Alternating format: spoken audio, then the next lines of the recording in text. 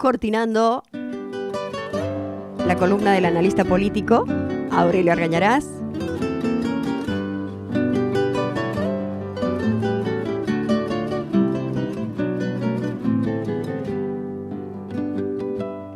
La columna que para este sábado, para la apertura del ciclo 2023 de ¿Y vos qué pensás? Por Radio Tortuga 92.9, ha titulado Los extravíos del voluntarismo. ¿Comenzamos, Aurelio? ¿Cómo no?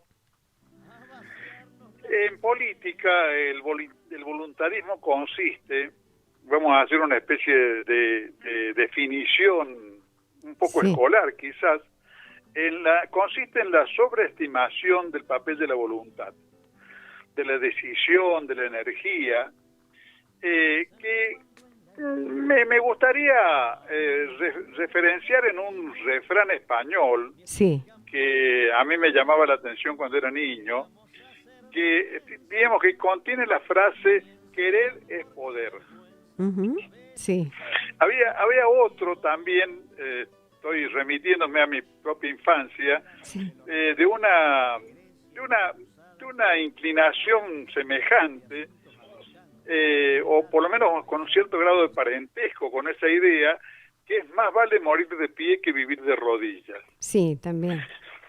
Esas frases, que la verdad que son frases bellas, suenan al oído como muy interesantes, pero en realidad esconden una visión del mundo completamente falsa, porque a mí me parece que sería bastante inapropiado decirle más vale morir de pie que vivir de rodillas a alguien que esté en un campo de concentración, por ejemplo. Y querer es poder. Creo que todos los seres humanos tenemos, con un mínimo de reflexión, conciencia de que eso es completamente falso, que la voluntad es un factor en la lucha por la vida, en la lucha en general, que digamos es una condición imprescindible, pero que de ninguna manera equivale a poder. Para poder se necesita, además de voluntad, unas ciertas condiciones, en el caso de la política, concretas, históricas, económicos, sociales, digamos, que son las que condicionan esa posibilidad. Sin las cuales la voluntad lo único que puede generar es un estropicio o el más rotundo de los fracasos. En este campo creo que el más famoso ejemplo de voluntarismo y de las consecuencias, no solamente de extravíos, porque cuando uno habla de extravíos, más bien se está refiriendo al orden del pensamiento, pero cuando hablamos de la acción, a esa, digamos, a la acción que está referenciada por esa visión voluntarista, y estamos ya en el campo de lo que puede ser una tragedia o algo sumamente peligroso como noción. Bueno, en este caso, nosotros los latinoamericanos creo que tenemos el máximo ejemplo de voluntarismo trágico en la acción del Che Guevara en Bolivia. ¿Por qué voluntarismo? Porque a pesar de sus grandes condiciones en algunos sentidos del Che, el Che estaba desconociendo, vaya a saberse por qué, que en Bolivia no cabía la posibilidad de hacer una revolución agraria, porque en 1952 la Revolución Nacional de Paz y Tensoro había transformado a los campesinos en propietarios. Cuando los campesinos se transforman en propietarios, aunque puedan ser propietarios pobres, y pierden para siempre su energía revolucionaria, que siempre ha estado en todas las revoluciones campesinas, motorizada por el hambre de tierra, por la voluntad de adquirir tierra, de dejar de ser, campesinos que no pueden contar con ese medio de producción agrícola ganadera tan elemental, tan básico como es la tierra. Desconocer eso, o sea, este ejemplo supremo de voluntarismo le costó a Guevara la vida. Para ver un ejemplo similar, afortunadamente no trágico, uno podría incluso pensar en que si no fuese porque más que por hacer una revolución están preocupados con cosechar alguna diputación, si tuvieran una voluntad semejante a la del Che, es muy probable que los trotskistas, que ciertos grupos trotskistas que apoyaron en el 2008 a la mesa de enlace en la famosa revuelta contra la circular 125, so pretexto o con la creencia de que había campesinos en la mesa de enlace, y probablemente hubieran tratado de hacer una revolución social, proponerle una revolución social a la gente que se maneja las ILUC, que lo primero que hubieran hecho, como hicieron en Bolivia, campesinos que son un poco más pobres, es denunciarlos a la policía. El mayor extravío sí. de este tipo de pensamiento consiste siempre, indefectiblemente, en subestimar el papel que cumplen las grandes mayorías en las transformaciones sociales. Creer que la voluntad de un grupo que se estima a sí mismo como consciente de la necesidad de la transformación social es suficiente para poder llevar a cabo esas transformaciones que generalmente son transformaciones que pretenden ser revolucionarias. Y solamente con las mayorías se puede vencer la resistencia oligárquica, las intrigas y las maniobras que cualquier ciudadano argentino puede advertir en la vida cotidiana, simplemente siguiendo los acontecimientos del país, como fruto de la voluntad de las clases poseedoras, de los dueños del poder económico concentrado en el país, y el sistema que les presta auxilio en el orden de la prensa, del poder judicial y demás. Esa conjunción de fuerzas tan poderosa solamente puede ser enfrentada con el respaldo mayoritario. Por desconocerlo, sabemos qué es lo que ocurrió con las empresas que llevaron a cabo, intentaron llevar a cabo Montonero Gier, por ejemplo. Porque ese desconocimiento se refleja en la vida real, en la experiencia política y histórica de los países, en cosas como, por ejemplo, mientras acontecimientos de masa, como fueron, por ejemplo, el Cordobazo, generan como efecto la dispersión, la desmoralización, la ruptura incluso a veces de las fuerzas represivas, las acciones del tipo de las que emprendieron nuestras organizaciones armadas hacen justamente el efecto contrario. Estimulan la represión, unifican a los represores y le dan en el campo de los represores la prevalencia a los mayores psicópatas y a las personalidades más crueles digamos, despiadadas que el sistema puede generar. Como lo dice la experiencia del proceso, la experiencia política real que hemos vivido los argentinos. Bueno, afortunadamente ese tipo de grandes tragedias no estamos en este momento viviendo, pero es como que el pensamiento voluntarista se reprodujera a sí mismo con distintas formas, algunas más trágicas que otras, como la que venimos mencionando, pero siempre con la misma impronta. Últimamente vemos, y yo no estoy con esto queriendo hacer una defensa del actual presidente, vemos pedidos absolutamente irracionales de que se resuelvan cosas como la finiquitación de la Corte Suprema por decreto.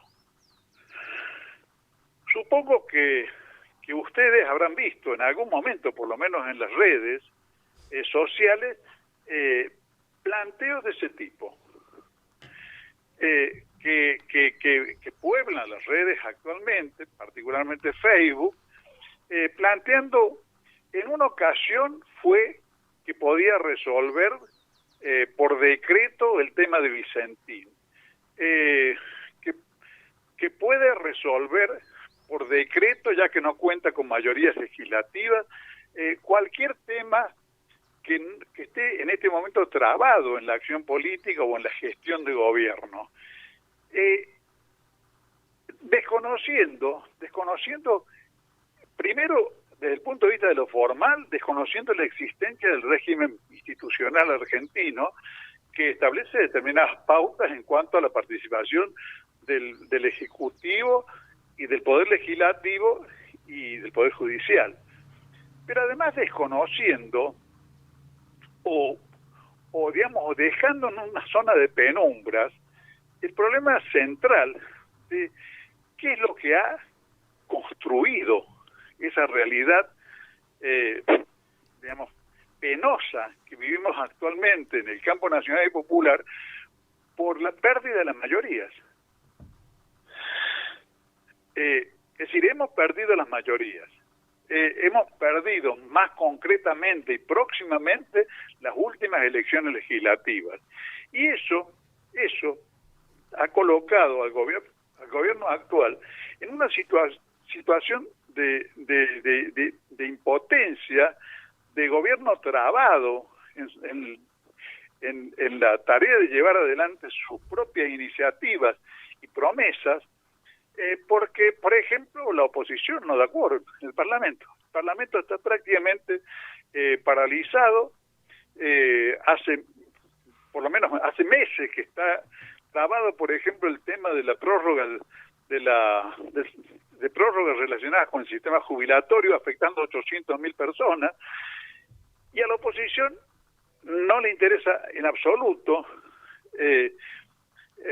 digamos, permitir que se resuelvan esas cosas, porque en realidad toda su acción está encaminada a presentar ante la sociedad un gobierno impotente, un gobierno que no puede dar pasos adelante y cuya voluntad, en la medida en que no tiene los respaldos institucionales necesarios, lo hace sospechoso de actitudes despóticas y de lesionar el marco constitucional argentino. Ahora, en realidad, lo que precisamos fundamentalmente, si queremos digamos, alterar esa situación en la cual está en este momento el Frente de Todos, es establecer las causas por las cuales se perdieron las mayorías que, por ejemplo, se tenían durante el segundo gobierno de Cristina Kirchner. ¿Por qué se perdieron las mayorías? Porque eso de ninguna manera ha sido una cosa caída del cielo, ha sido el fruto de errores que se cometieron durante determinados momentos, como fue la ruptura del gobierno de aquel gobierno con la CGT, el distanciamiento del movimiento obrero, que por alguna razón el peronismo clásico definió como su columna vertebral, o sea, como algo de lo cual no se puede prescindir, digamos, y el distanciamiento con sectores significativos de la clase trabajadora. Creo que no se puede hablar de menos de 2 o 3 millones de trabajadores que son electores por el famoso asunto del impuesto a las ganancias. Y eso no se resolvió nunca. Eso no se resolvió nunca. Se sirvió incluso para darle estímulo a la campaña de Macri, que demagógica y mentirosamente prometió derogar el impuesto, pero que no podía haber hecho esa promesa, que seguramente sedujo a muchos trabajadores, si no hubiera existido previamente el error de haber impuesto ese impuesto a las ganancias. Entonces creo que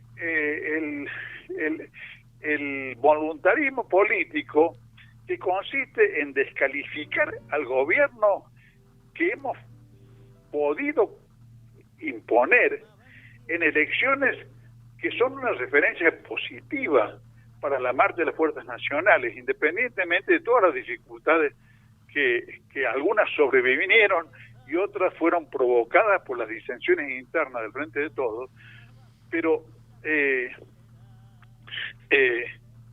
que, digamos, en lugar de impulsar ese logro a medias, que fue el triunfo de la elección en el 2019, es como que queremos dinamitar esas fuerzas, descalificando a un sector del gobierno que en realidad está trabado porque no cuenta con el poder parlamentario suficiente y con el poder social suficiente como para poder realmente tener base para actuar con una energía mayor frente a temas que realmente son indignantes, como el tema de la Corte. Claro. Pero que no se pueden resolver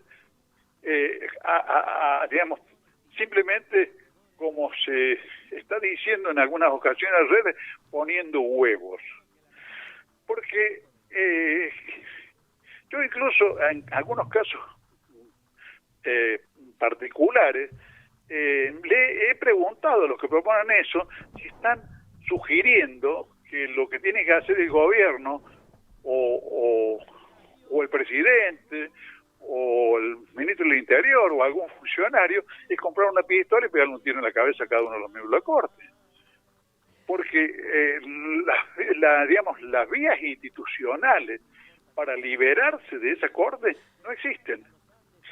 Creo que el juicio que se está haciendo en la Cámara de Diputados, en la comisión, es una medida acertada, porque se está llevando a la sociedad como acción educativa y propagandística las razones por las cuales esta Corte es una Corte miserable y tramposa, pero como acción destinada a llevar esa conciencia a la opinión pública, pero con pleno conocimiento de que el desarrollo parlamentario del asunto no va a poder tener fin porque no existen las mayorías necesarias en diputados y menos aún en el Senado, donde haría falta 2/3 para poder someter a un juicio exitoso a la Corte Suprema y echarla como se merece.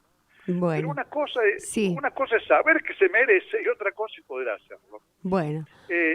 Sí, ¿podemos ir cerrando, Aurelio? Sí. Creo que comprender que